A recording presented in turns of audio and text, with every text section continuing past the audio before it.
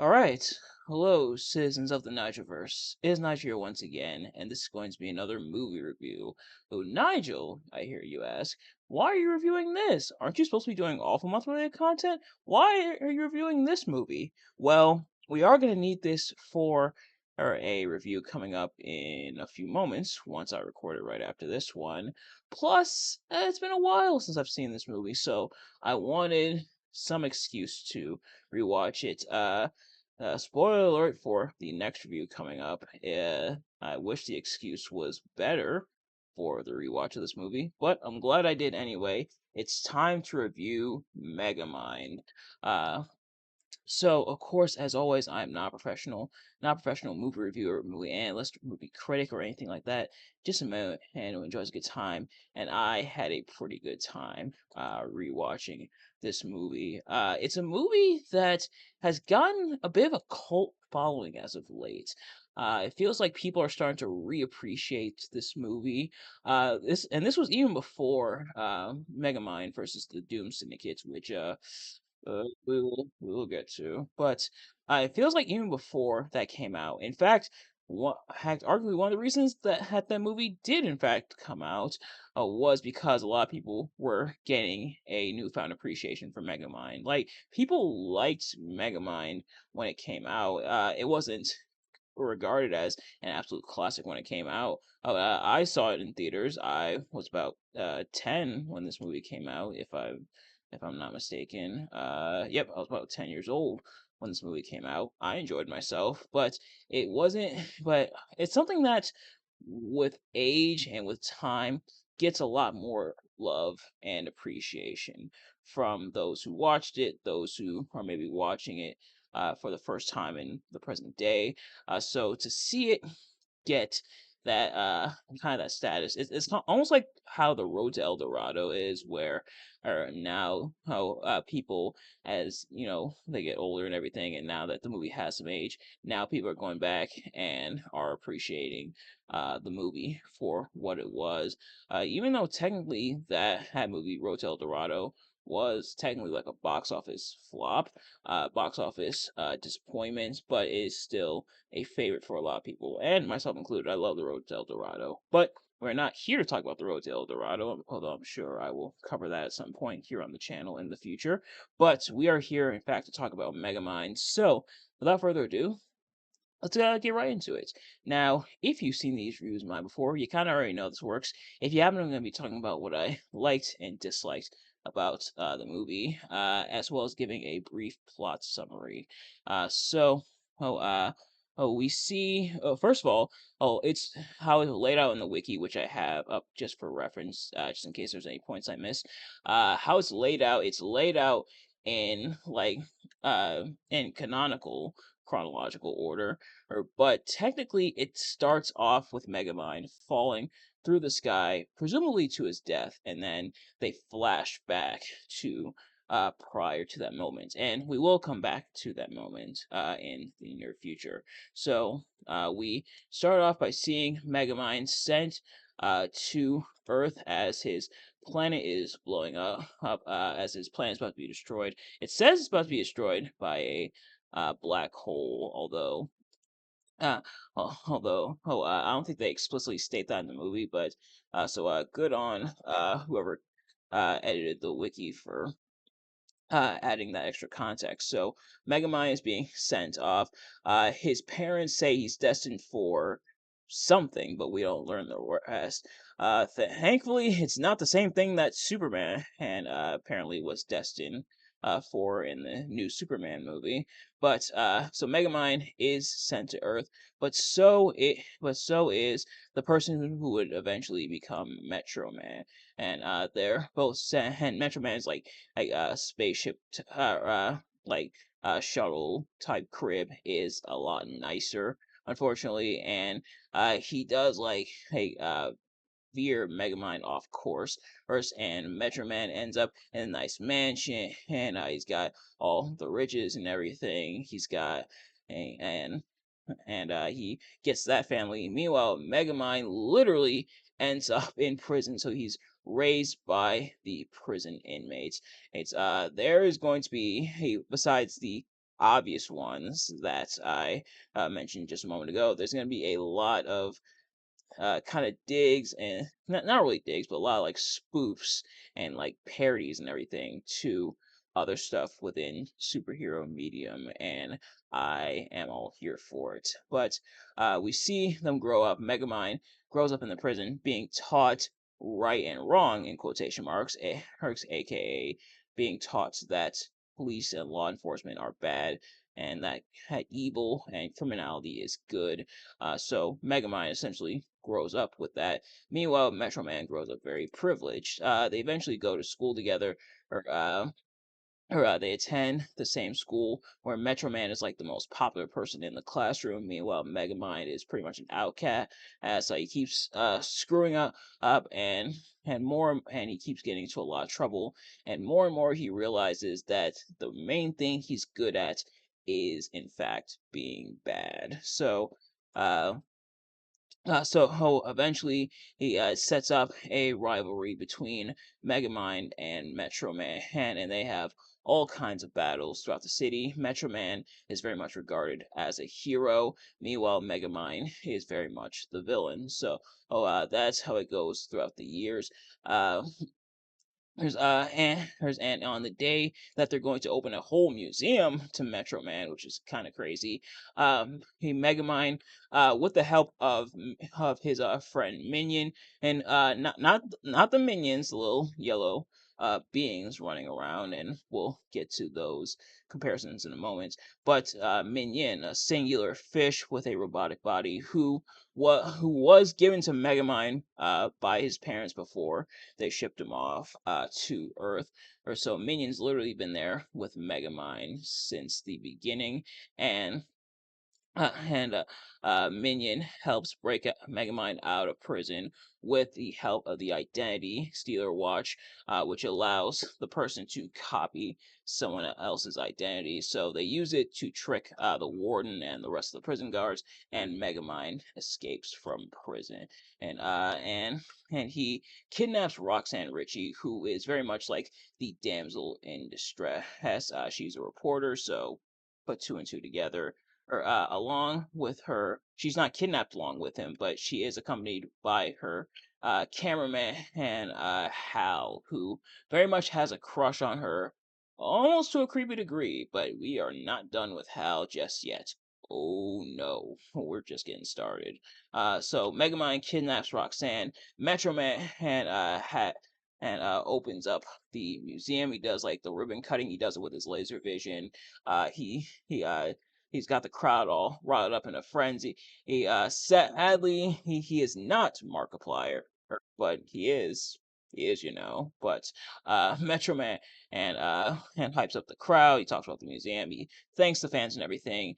And lo and behold, Megamind reveals that he has kidnapped Roxanne, who how deadpan she is. I'll talk about it more when I get to my likes and dislikes. How deadpan she is about when it comes to being kidnapped by Megamind and all his devices of torture, including saw blades and stuff like that. And including a spider who gets in, a part of which isn't a part of the decor, but shows up anyway. Uh, hey, her deadpan is very funny, but Megamind has kidnapped Roxanne, and she does as make mention of the frequent kidnapper car. And Megamind says, "You of all people should know we discontinued that promotion. If there's anything to make a movie about, or like a short or like a short special about, although at this point, having seen Megamind vs. the Doom Syndicate, I no longer trust you guys to do this. But if there's anything to expand the media of the Megamind universe with, I'm gonna need the backstory behind that frequent kidnapper card. Like how did that work? How did that play out? But nevertheless, as Metro Man goes to the observatory to save Roxanne, but Mega Man has built a fake observatory and he uses it to trap Metro Man. And Metro Man tries to escape, but it turns out he can't because, excuse me, as it turns out, his weakness is in fact copper. Sure enough, Metro Man is unable to escape in time for the death ray, which the death ray was stalling because it had time to warm up. Yes, the sun was warming up. It used the power of the sun, and the sun was warming up. Now, obviously, that's a misconception. Obviously, it's the machine that's warming up, not the sun. And kinda understandable considering you have to harness the power of the sun, and it makes sense for it to take a little bit to charge up. But sure enough, the death ray hits. And Metro Man is dead. At Skull, we see like the cape come flying to the real observatory, but turns out to be a skull. So Metro Man is dead, and Megamind now officially rules Metro City, and he pretty much turns it into his playground, committing all kinds of crime and pretty much wreaking havoc. They ask. As the citizens and everything, including Roxanne, ask what Megamind's going to do with them, and he says, "Picture the most evil thing you can think of, and then multiply it by 6." Oh man, does that mean Goldberg's going to defeat the Fiend 6 times in a row? Damn. But but yeah, so Megamind is pretty much using it to run amok. But there is a problem. Eventually, Megamind gets pretty bored, or he realizes is he no longer has anyone to oppose him, and it turns out he loved the thrill and the chase of battling Metro Man. So Megamind's in a bit of a dilemma, but eventually he heads to, and don't worry, it's spring water. I promise. See, spring water. But Megamind goes to Metro Man's museum, blows it up. Thankfully, he doesn't have problems with the detonator like Joker did in Dark Knight. But he goes to the museum and kind of pondering what to do. He steals the identity of Bernard, who is a museum worker. And Roxanne is also at the museum. So Megamind disguises himself as Bernard and pretty much chats up Roxanne, and they devise a plan, and in a way it gives Megamind a plan. He's going to create a new hero, hope to battle himself, so that he in fact does have someone to battle. So he yeah. Sure enough, Megamind gathers Metro Man's DNA, more specifically his dandruff from his suit and everything. Which obviously the joke is there. I feel like there probably was an easier way to clone Metro Man's DNA. There's probably a strand of hair or something laying around. Although I guess this is kind of a strand of hair. Anyway, Megamind uses the DNA to get Metro Man's powers, and he's going to use that to create a new hero. Meanwhile, Roxanne and Bernard start to hang out a bit more. They like team up. Eventually, Roxanne finds Mega Man's lair, her which she finds the entrance to Mega Man's lair. She's technically been there because she's been kidnapped before, but she finds the entrance to Mega Man's lair, and through there, some chaos ensues, some hijinks ensue as Megamind tries to flip between himself, his regular form, and Bernard.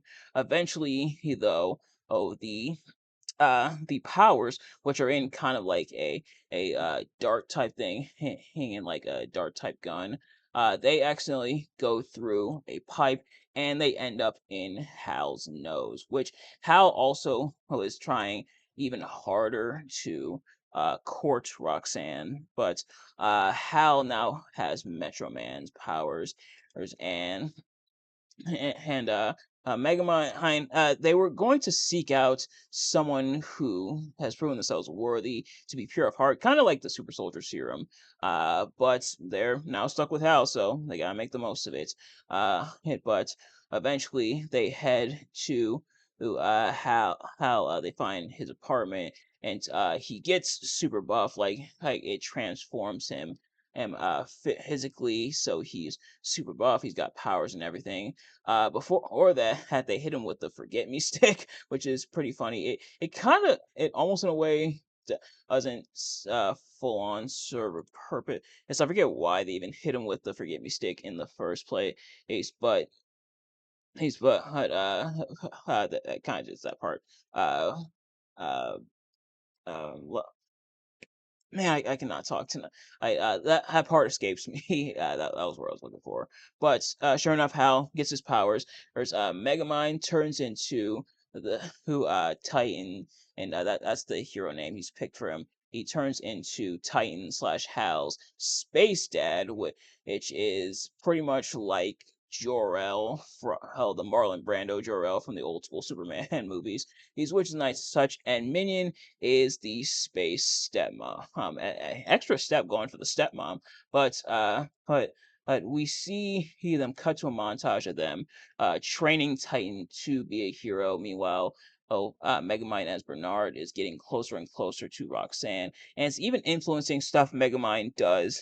As just as Megamind, like he cleans up the streets, he returns the art that he stole, he returns the money that he stole, and eventually Titan is all trained up, um, up, and he tries to, who forcefully this time court Roxanne, and by kind of not fully breaking into her apartment, but surprising her on her balcony, he flying her around the city, throwing her all around and stuff like that, and pretty much taking her for a wild ride. And Roxanne, of course, rejects him because she's really not into him, and Hal is pretty upset with this. In the meantime, unfortunately, Megamind and Minion do have a falling out with Megamind and leaning more towards becoming a hero. Oh, and saying he doesn't want to be the bad guy anymore, which is sacrilege for Minion. So they fight about it, not like physically fist fight, but they fight about it. Minion and leaves, and Megamind goes on his date with Roxanne, the one where everything goes sideways because Bernard in quotation marks and Roxanne and are at dinner, they're having a good time. Hal sees them. He gets upset and he flies away. And just in time for Roxanne to then kiss Bernard hard, so they share a kiss. But oops, she accidentally touches the watch, and so Bernard reverts back to Megamind, and Roxanne storms off. She's pretty upset, and she is upset that Megamind lied to her, betrayed her, and essentially tricked her in a way into falling in love with him, and despite him being a villain and everything, and so Megamind is left with essentially nothing, and so he's like, "Screw it, I'm gonna fight Titan." So he puts on the Black Mamba, aka the suit that they were designing beforehand before Minion stormed off. So Megamind puts on the suit. It absolutely looks sick. He gets the robot. He comes out to Back in Black by AC/DC, and he goes to fight. And he goes to fight Titan, but Titan no shows. He pulls a 2014 CM Punk and he no shows. At least allegedly, but that's not a can of worms I'm opening. But he essentially no shows. So Megamind goes to find him, and that's when he learns that Titan has been using his powers for a selfish gain. So Titan essentially he says screw being a hero. He was only interested in being a hero to get the girl, which is revealed to Megamind that is Roxanne, and and and so Titan pretty much has gone full villain in a way, or at least is inching towards it. But Megamind then reveals that not only did he trick Hal as his space dad, but also was the one portraying Bernard. All right, so they finally have their big battle, but Titan, of course, fights aggressively. He eventually tries to kill Megamind, which Megamind is not ready for, or like and people have pointed this out how the whole dynamic of Megamind and Metro Man, and they fought, they had battles, but it was definitely more like in fun, almost like a game. But Titan wants to kill Megamind for real, so Megamind escapes. At first, he drops he almost said cotton. He drops a huge copper ball on to Titan to try to weaken him, but turns out it's not enough to weaken Titan, who does have the same powers as Metro Man. So Titan, and so the copper doesn't in fact work, and Megamind is is essentially run out. He goes into hiding, and meanwhile Titan and did not save the city. He but more is under new management. Literally his words, as he essentially takes over the city and turns it into Titanville, but he spells Titan wrong, of course, because that's the joke. But Megamind finds Roxanne. He convinces him to help her stop Titan, and he's Metro Man's hideout to try to find a way to stop Titan, who again has Metro Man's powers. So they head to Metro Man's hideout, which it turns out was the old schoolhouse where they went together, and around is all kinds of like Metro Man memorabilia and everything, and kind of similar to the Batcave, a slash like Fortress of Solitude, but it's not a fortress; it's just a schoolhouse. But sure enough, Metro Man shows up and is still alive, and he's sadly still not Markiplier. But Metro Man, sure enough, is alive, and he explains what happened, how he felt trapped in his hero role, and he decided to who take his life back in a way and find a new path in life, which was to make music. So he faked his death.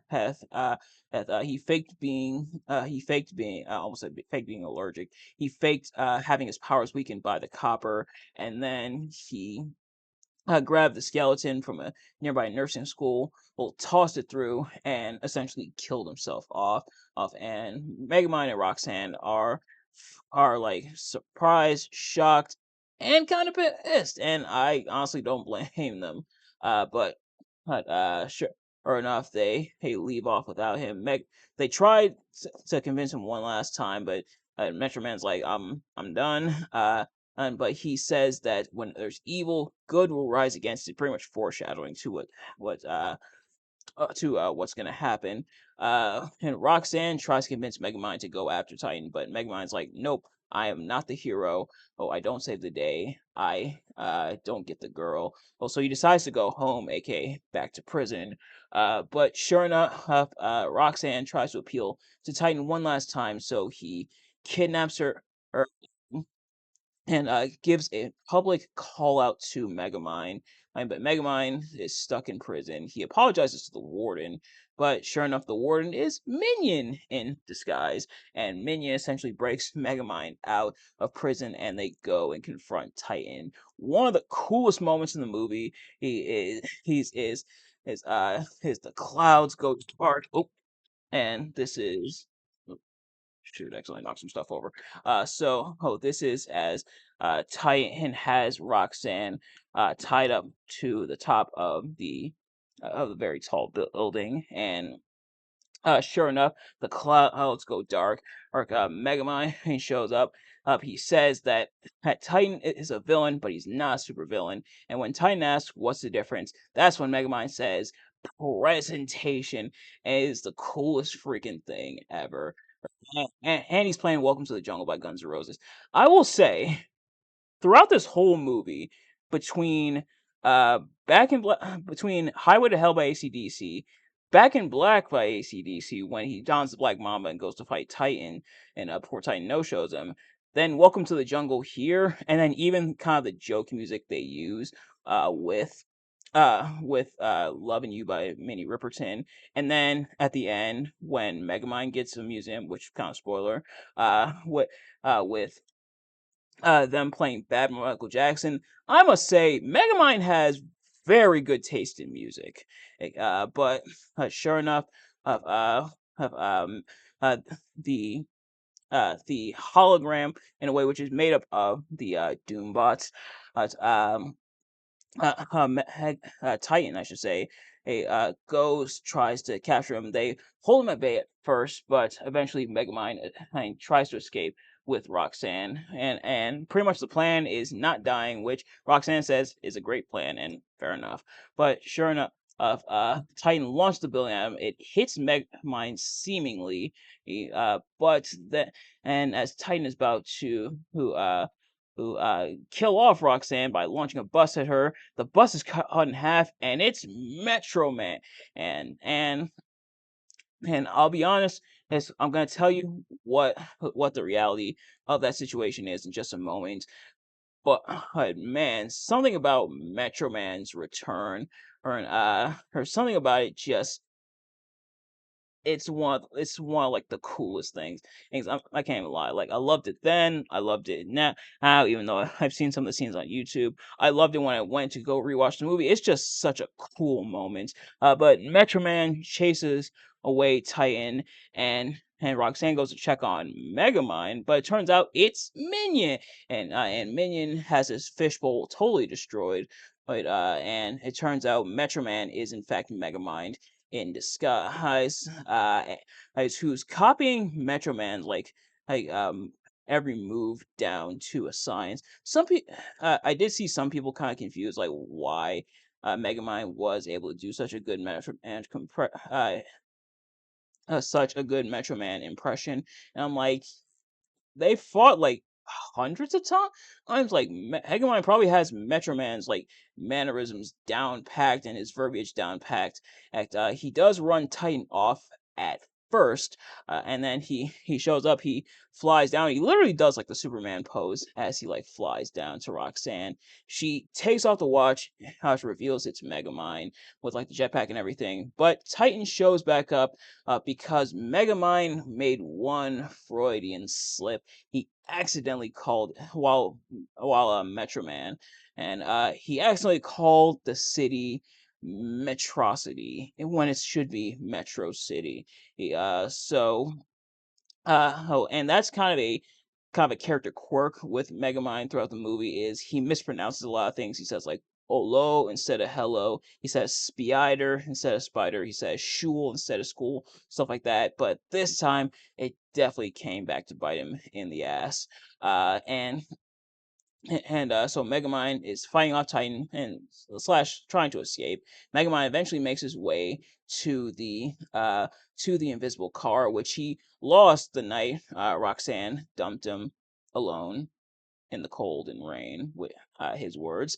But sure enough, he goes to get the antidote, which is in, I believe it's the same gun that the superpowers were, because his minion was showing it off earlier.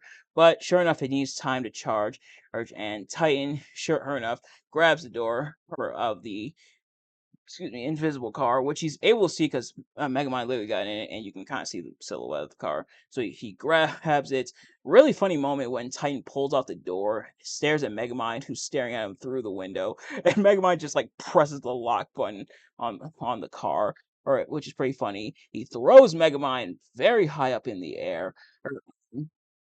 And Megamind is falling down, which is the scene we saw when the movie first began.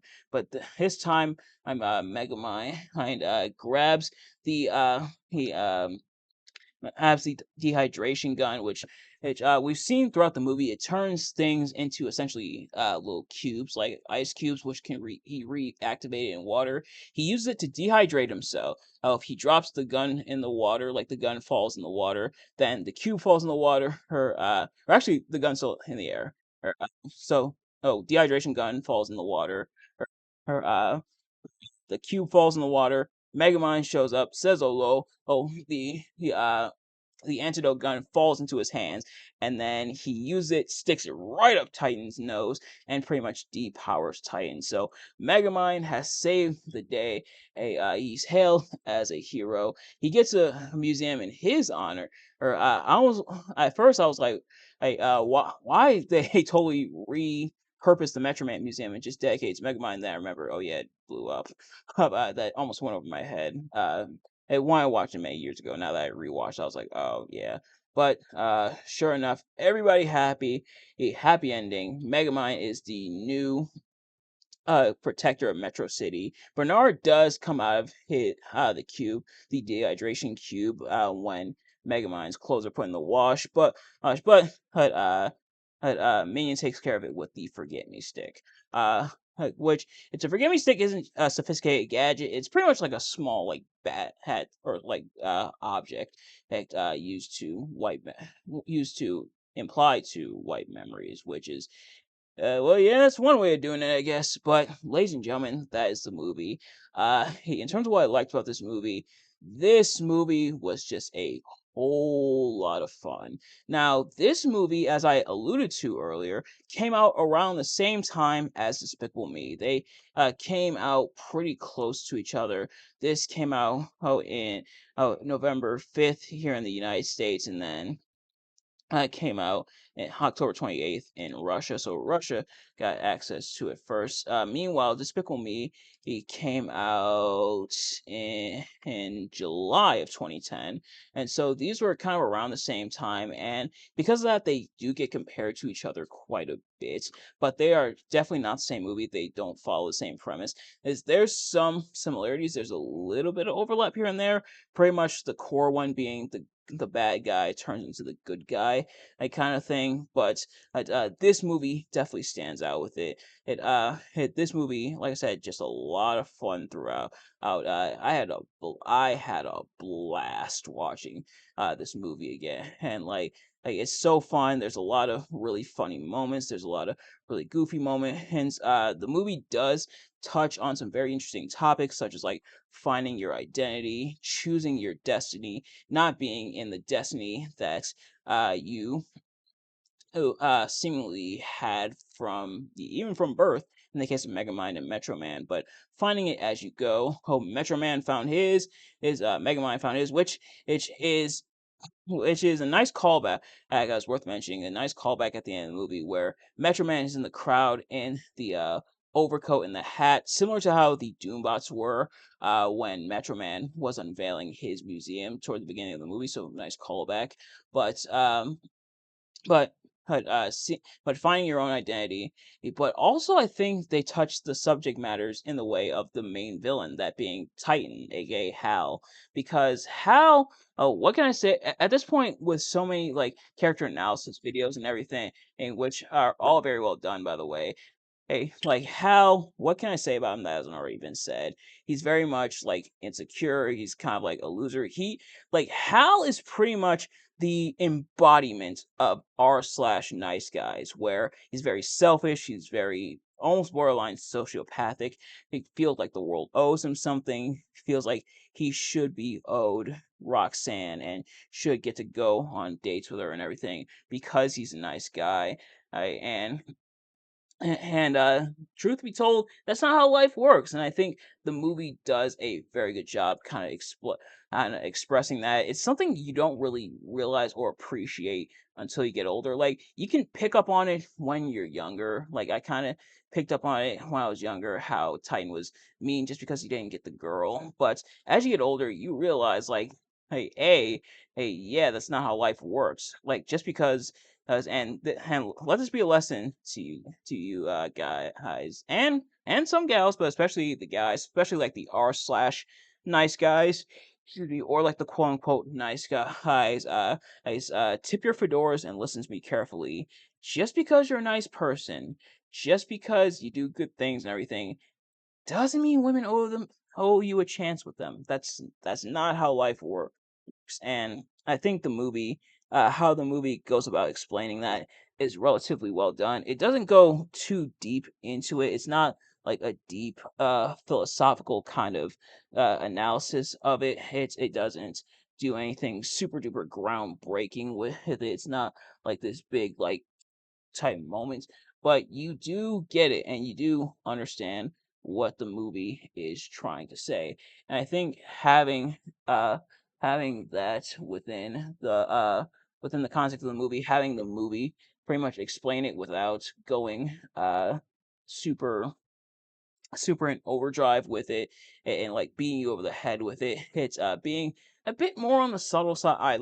It's somewhat exaggerated with how I will say, but it's not to the point of nauseum where it's like in your face constantly like here's the point. It doesn't do that, thankfully, but you do realize like, hey, Hal is very much someone who should not have been given powers, but was given them.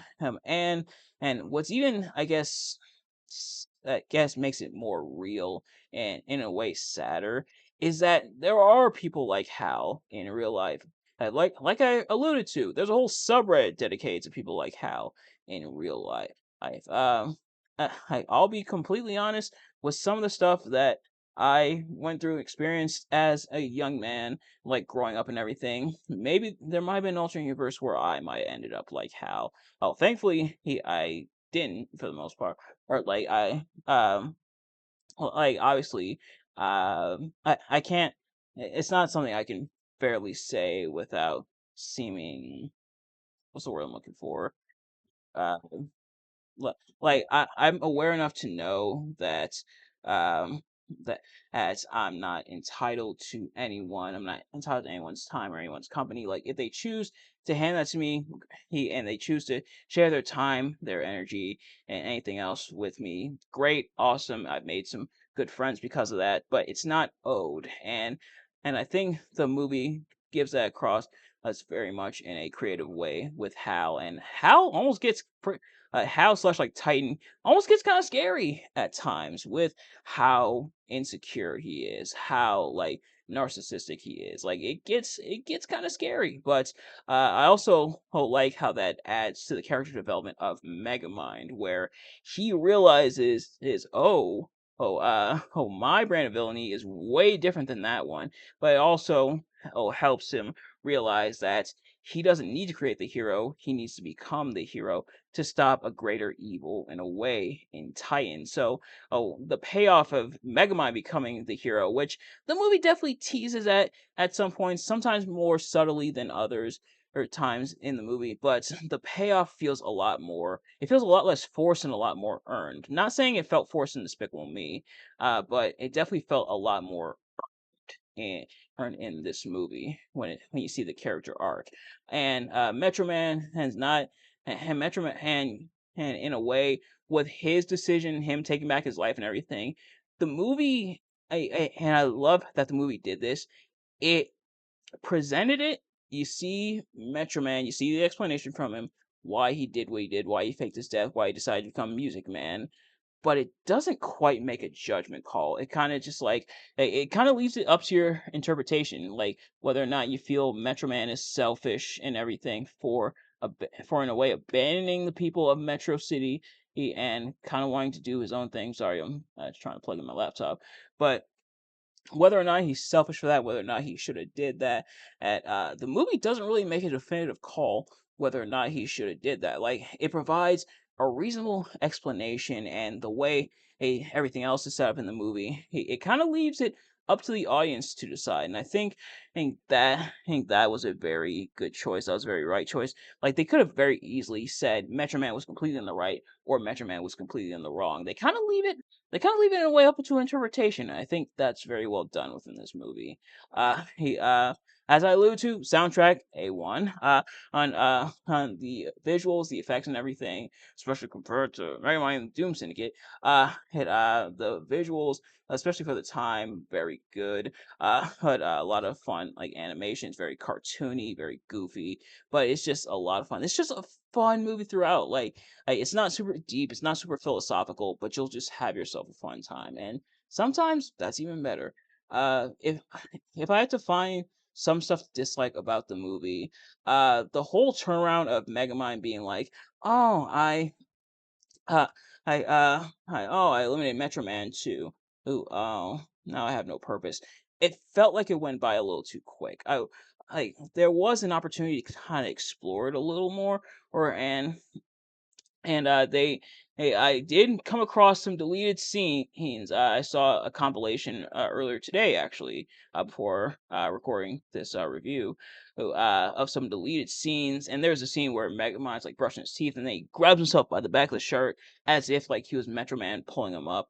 And there's a scene where Minion asks Megamind, "What's the plan?" And Megamind's pretty much like, "I have no idea." Kind of like the whole. Kind of like the whole Wile E. Coyote Roadrunner situation where once you achieve something, you don't know what to do next. I wish I would have stayed in the movie, but yeah, it felt a little too quick, a little too abrupt. I feel like it's something they could have explored. Would it have thrown off the pacing? Would it have broke the pacing? I don't think so. But I think it definitely would have fleshed things out a little bit more. But maybe that's just me. Maybe that's just my opinion. But other than that, yeah, just a very fun time. It's on Peacock. go give it a watch. But, ladies and gentlemen, that's going to do it for this review. Thank you all so much for watching. I hope you enjoyed. If you did, please do me a favor, like, comment, subscribe, share with your friends, turn on those post notifications. Every single time I upload a video, so you never miss an upload. Hopefully I can have Megamind versus the Doom Syndicate up tonight, that review. If not, that'll be up tomorrow morning, kind of similar to what we did for WrestleMania 11. Where I was supposed to upload it last night, but I ended up uploading it this morning because it was already super late. But yeah, thank you all so much for watching. I'll see you guys later. Peace.